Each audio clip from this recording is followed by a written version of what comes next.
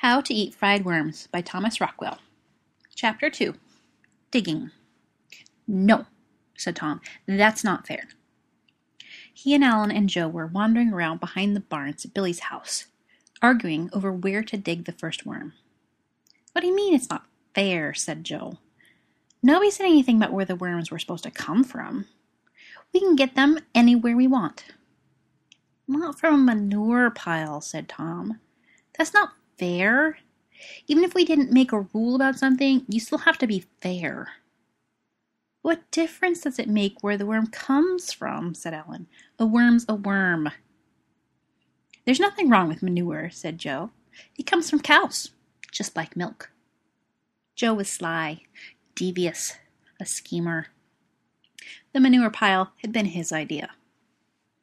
You and Billy have got to be fair, too, said Alan to Tom. Besides, we'll dig in the old part of the pile, where it doesn't smell much anymore. Come on, said Tom, starting off across the field, dragging a shovel. If it was fair, you wouldn't be so anxious about it. Would you eat a worm from a manure pile?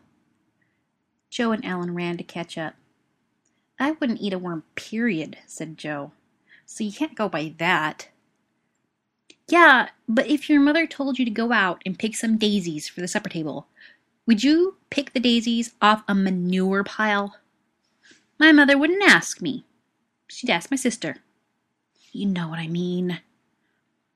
Alan and Tom and Joe leaned on their shovels under the tree in the apple orchard, watching the worms they dug squirming on a flat rock.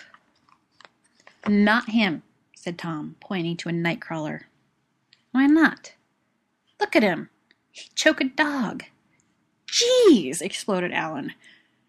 You expect us to pick one Billy can just gulp down like an ant or a nit?